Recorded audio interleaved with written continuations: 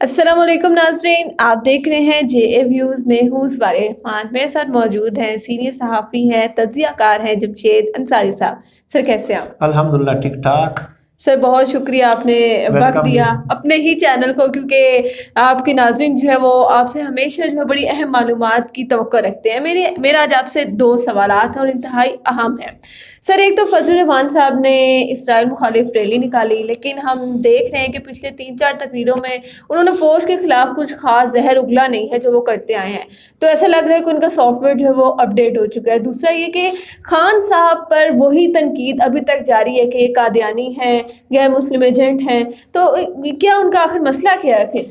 جی بسم اللہ الرحمن الرحیم۔ 2 سوال ہیں آپ کے جی۔ ایک سوال تو یہ ہے کہ مولانا فضل الرحمان صاحب کا گزشتہ 4-5 دنوں سے سافٹ ویئر اپ ڈیٹ ہو گیا ہے، اور اب انہوں نے اپنی تنقید کا تمام تر رخ جو ہے وہ عمران خان صاحب کی جانب موڑ دیا ہے، اور کھل کے وہ اب اسٹیبلشمنٹ پہ تنقید نہیں کر رہے۔ تو اس کی وجہ یہ ہے کہ آج سے 2-3 دن پہلے میں نے ایک ویڈیو اپلوڈ کی تھی، ٹھیک ہے، اور اس میں میں نے بتایا تھا کہ ایاز امیر صاحب جو کہ نون لیگ کے ایم این اے رہے ہیں، کئی بار ایم این اے ان کے جو نا دی گئی نشستوں پہ منتخب ہوئے ہیں، تو انہوں نے 4-5 دن پہلے اپنے ہی پروگرام میں ایک انکشاف کیا تھا کہ قومی اسمبلی میں نیشنل سیکیورٹی کے حوالے سے آئی ایس آئی نے ہمیں ان کیمرہ بریفنگ دینی تھی، ٹھیک ہے، تو اس میں مولانا فضل الرحمان صاحب بھی موجود تھے، اور اس وقت کے ڈی جی آئی ایس آئی جو تھے جنرل پاشا صاحب بھی موجود تھے۔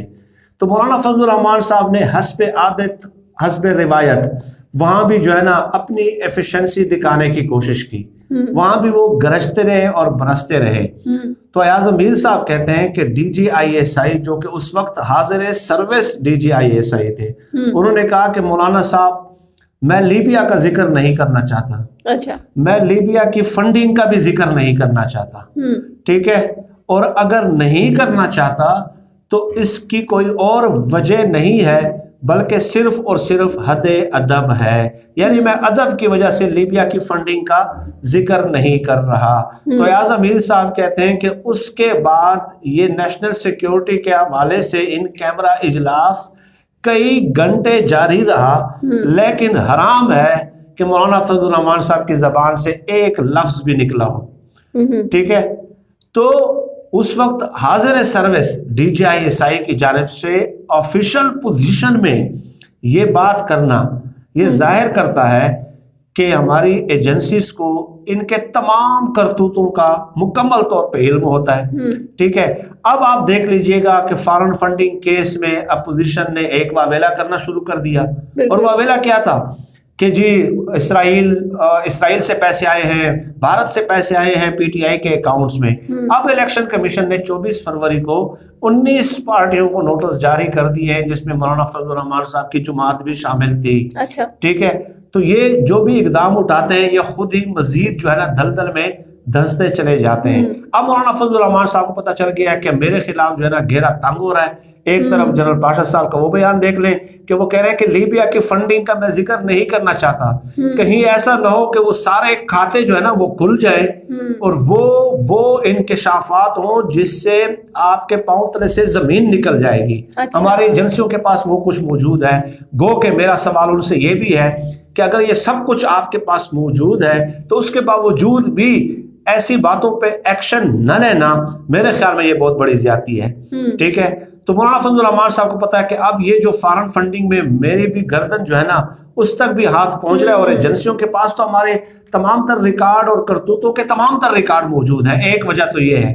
تو مولانا فضل الرحمان صاحب نے اس لیے اب عمران خان صاحب آسان ہدف ہے ان لوگوں کے لیے، ٹھیک ہے۔ عمران خان صاحب کی جانب آپ دیکھ لیں، مریم نواز نے بھی وہی عمران خان صاحب پہ ان کی تقریر شروع ہوتی ہے اور عمران خان صاحب پہ ختم ہوتی ہے۔ مولانا فضل الرحمان صاحب نے بھی کل 22-23 منٹ کی سپیچ کی، یہ جو اسرائیل نامنظور ریلی، ٹھیک ہے، تو یہ تو بذات خود ایک کوسچن مارک ہے نا کہ وہ یہ ریلی کیوں کنڈکٹ کر رہے تھے، جبکہ عمران خان صاحب 10-15 بار ٹی وی ٹاک شوز میں واضح طور پہ یہ اعلان کر چکے ہیں کہ اسرائیل کو تسلیم نہیں کیا جائے گا۔ اب ایک بات تو یہ ہو گئی، اس حوالے سے ہم وقتاً فوقتاً بات کرتے بھی رہتے ہیں۔ آپ کا جو سوال کا جو دوسرا حصہ ہے کہ عمران خان صاحب سے یہ چاہتے کیا ہیں इसराइली एजेंट, कादियानियों का एजेंट, इसराइलियों का सहूलतकार, यहूदियों का सहूलतकार, ठीक है।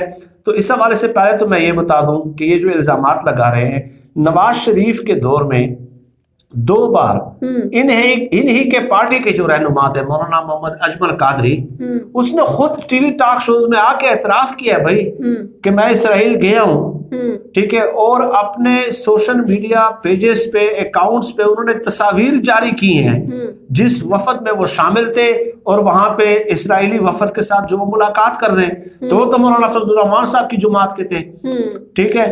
तो आज तक फजलुर रहमान साहब ने उसके खिलाफ कोई एक्शन नहीं लिया। अच्छा। और आप एजेंट, इसराइली एजेंट, यहूदियों का एजेंट, ये एक ड्रामा, एक तमाशा लगाया हुआ है, ठीक है। आपकी पार्टी के सरबराह के खिलाफ आपने आज तक एक्शन क्यों नहीं लिया? दैट मीन्स कि नवाज शरीफ के दौरे हुकूमत में आपकी रजामंदी से, आपकी मंशा से, आपकी ख्वाहिश से वो इसराइल गए थे और यहूदी एजेंट कोई और है। अजीब। तो यहूदियों का एजेंट तो इस तरह तो मौलाना फजलुर रहमान साहब साबित होते हैं।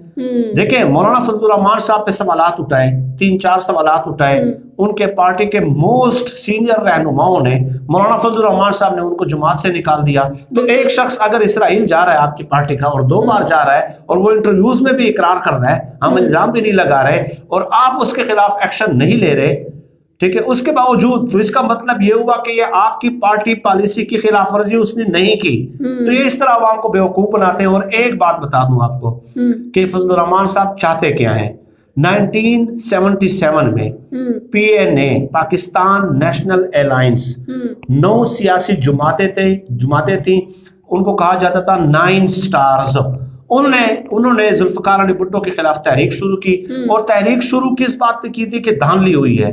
तो जब लोग उसमें जमा नहीं हो रहे थे तो उसमें शामिल चंद मजहबी जुमातों के सरबराहों ने, जिसमें शाह वैस नूरानी के वालिद भी शामिल हैं, मुफ्ती महमूद मौलाना फजलुर रहमान साहब के वालिद शामिल थे, इसके अलावा मियां तुफैल और मौलाना मौदूदी वगैरह 4-5 मजहबी जुमातें थी। उन्होंने क्या किया पता है? उन्होंने कहा कि हम तहरीक निज़ाम मुस्तफ़ा चला रहे हैं। नारा क्या लगाया? शुरू हुई थी धांधली के खिलाफ और उसको कन्वर्ट कर दिया तहरीक निज़ाम मुस्तफ़ा में। तो भुट्टो की सबसे बड़ी गलती जो मैं समझता हूँ, उन्होंने ये समझा कि वाकई ये लोग जो है ना इस्लाम के साथ मुखलिस हैं और वाकई निज़ाम मुस्तफ़ा का नफाज चाहते हैं। तो उन्होंने जुम्मे की छुट्टी का ऐलान कर दिया और शराब पे पाबंदी लगा ली, जुए पे पाबंदी लगा ली, घुड़सवारी पे पाबंदी लगा ली, नाइट क्लब्स वगैरह बंद कर दिए और एक इस्लामी नजरियाती कौंसल में मौलाना मुफ्ती महमूद को और शाह अहमद नूरानी को और एक मियां तुफैल और मौलाना मौदूदी को दावत दी कि आप इस्लामी नजरियाती कौंसल में शामिल हो जाएं, 6 महीने में सिफारिशात पेश करें, मैं वो इस्लामी इस्लाहात जो है वो इम्प्लीमेंट कर दूंगा, कानून का हिस्सा बना दूंगा। लेकिन उन्होंने फिर इनकार कर दिया था, ठीक है। तो जब जुल्फकार अली भुट्टो ने इनके कहने पे ये इक़दामात उठाए तो इन मौलवियों को पता चल गया, ये पता चल गया कि ये अब हमारे नरगे में आ चुका है, ठीक है, अब हमारे नरगे में आ चुका है। इमरान खान साहब ने आज तक वो गलती नहीं की। इमरान खान साहब ने परसों वाना में भी यही कहा कि ये मदरसों के बच्चों को ला के और इस तरह के इल्जामात लगा के मुझे ब्लैकमेल करने की कोशिश कर रहा है, कोशिश कर रहा है, ठीक है।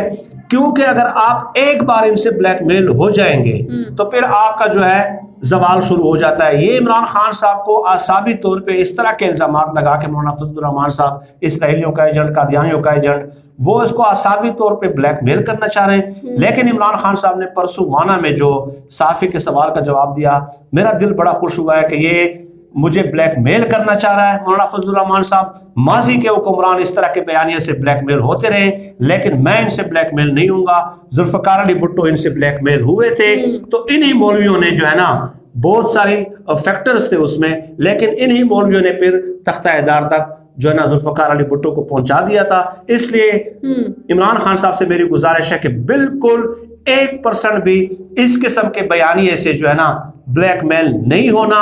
जिस दिन आप ब्लैकमेल हो गए उस दिन आपका जवाल शुरू हो जाएगा। बिल्कुल नाज़रीन, खान साहब ने ब्लैकमेल नहीं होना उन्होंने ऐलान भी कर दी है और फजलुर रहमान के सॉफ्टवेयर अपडेट होने की वजह भी आपको अंसारी साहब ने बता दी है। वीडियो पसंद आई हो लाइक करें, कमेंट्स में अपनी राय का इजहार जरूर करें। शुक्रिया।